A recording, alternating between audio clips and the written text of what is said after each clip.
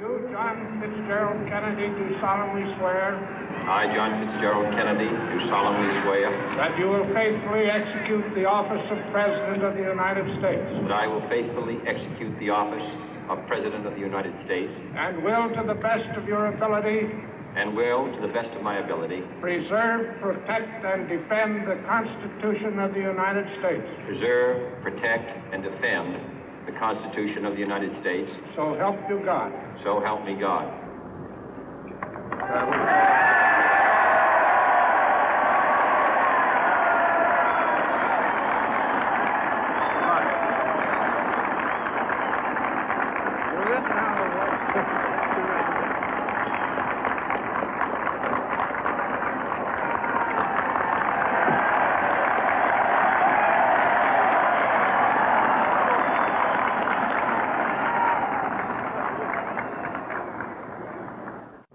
Vice President Johnson, Mr. Speaker, Mr. Chief Justice, President Eisenhower, Vice President Nixon, President Truman, Reverend clergy, fellow citizens. We observe today not a victory of party, but a celebration of freedom, symbolizing an end as well as a beginning, signifying renewal as well as change. For I have sworn before you and Almighty God the same solemn oath our forebears prescribed nearly a century and 3/4 ago. The world is very different now, for man holds in his mortal hands the power to abolish all forms of human poverty and all forms of human life. And yet the same revolutionary beliefs for which our forebears fought are still at issue around the globe. The belief that the rights of man come not from the generosity of the state, but from the hand of God. We dare not forget today that we are the heirs of that first revolution.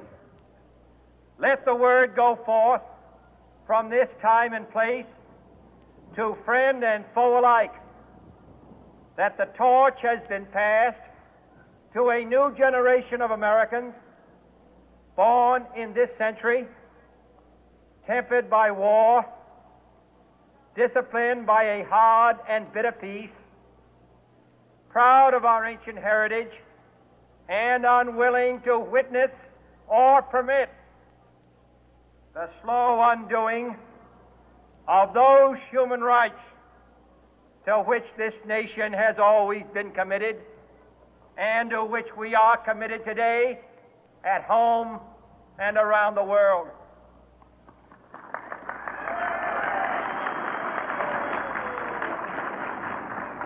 Let every nation know, whether it wishes us well or ill, that we shall pay any price, bear any burden, meet any hardship, support any friend, oppose any foe to assure the survival and the success of liberty.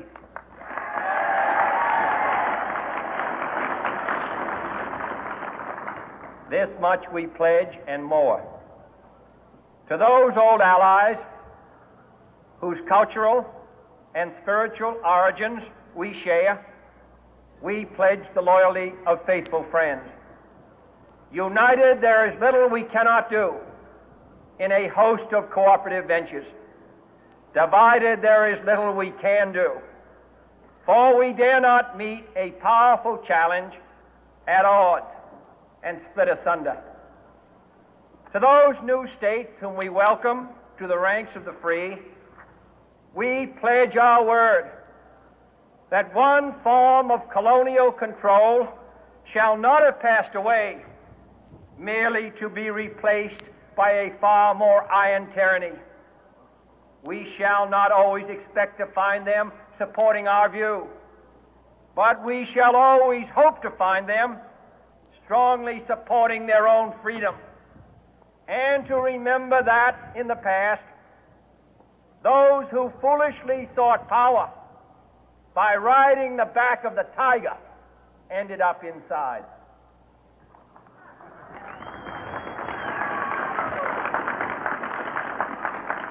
To those people in the huts and villages of half the globe struggling to break the bonds of mass misery, we pledge our best efforts to help them help themselves for whatever period is required, not because the communists may be doing it, not because we seek their votes, but because it is right. If a free society cannot help the many who are poor, it cannot save the few who are rich.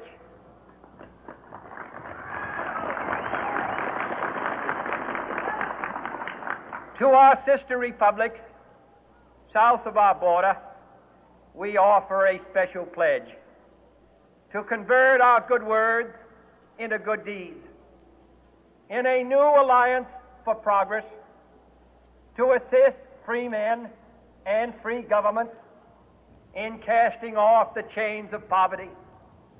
But this peaceful revolution of hope cannot become the prey of hostile powers. Let all our neighbors know that we shall join with them to oppose aggression or subversion anywhere in the Americas. And let every other power know that this hemisphere intends to remain the master of its own house.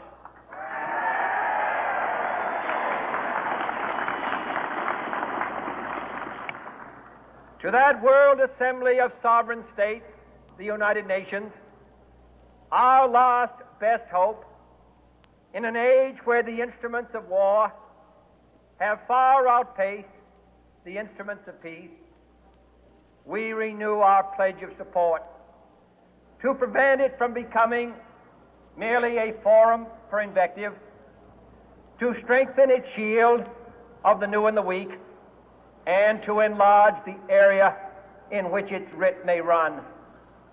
Finally, to those nations who would make themselves our adversary, we offer not a pledge, but a request that both sides begin anew the quest for peace. Before the dark powers of destruction, unleashed by science, engulf all humanity in planned or accidental self-destruction, we dare not tempt them with weakness, for only when our arms are sufficient beyond doubt can we be certain beyond doubt that they will never be employed. But neither can two great and powerful groups of nations take comfort from our present course, both sides overburdened by the cost of modern weapons, both rightly alarmed by the steady spread of the deadly atom, yet both racing to alter that uncertain balance of terror that stays the hand of mankind's final war. So let us begin anew, remembering on both sides that civility is not a sign of weakness, and sincerity is always subject to proof. Let us never negotiate out of fear, but let us never fear to negotiate.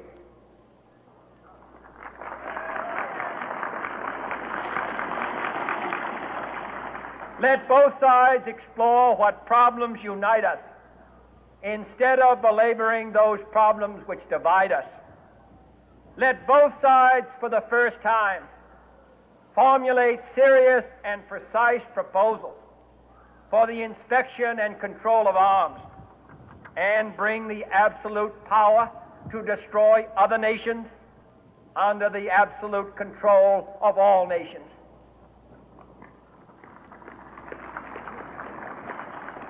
Let both sides seek to invoke the wonders of science instead of its terrors. Together, let us explore the stars, conquer the deserts, eradicate disease, tap the ocean depths, and encourage the arts and commerce. Let both sides unite to heed in all corners of the earth the command of Isaiah to undo the heavy burden and let the oppressed go free. And if a beachhead of cooperation may push back the jungle of suspicion, let both sides join in creating a new endeavor, not a new balance of power, but a new world of law, where the strong are just and the weak secure and the peace preserved. All this will not be finished in the first 100 days, nor will it be finished in the first 1,000 days, nor in the life of this administration, nor even perhaps in our lifetime on this planet. But let us begin.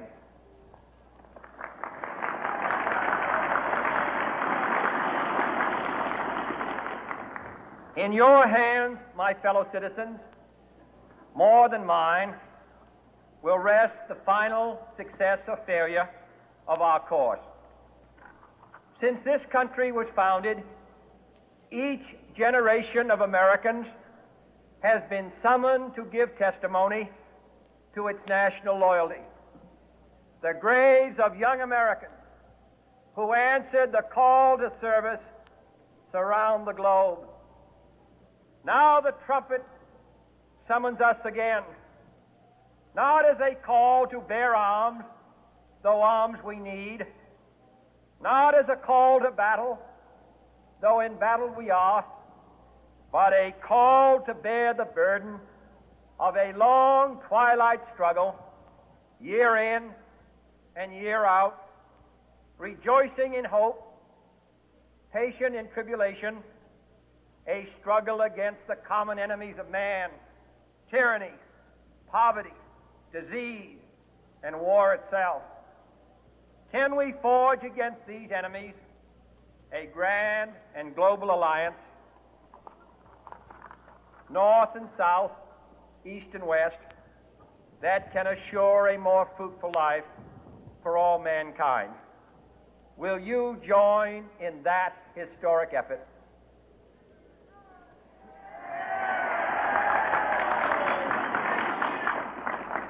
In the long history of the world, only a few generations have been granted the role of defending freedom in its hour of maximum danger.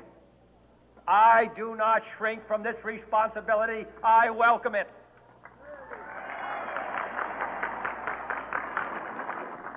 I do not believe that any of us would exchange places with any other people or any other generation. The energy, the faith, the devotion which we bring to this endeavor will light our country and all who serve it.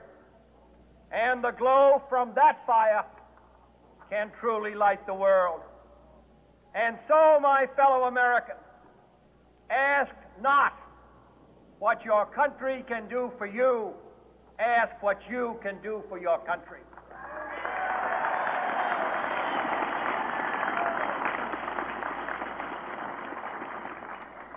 My fellow citizens of the world, ask not what America will do for you, but what together we can do for the freedom of man.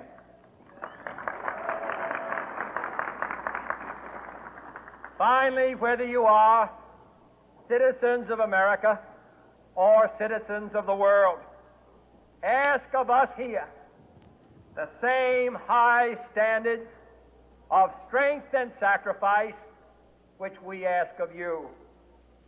With a good conscience, our only sure reward, with history the final judge of our deeds, let us go forth to lead the land we love, asking His blessing and His help, but knowing that here on earth, God's work must truly be our own.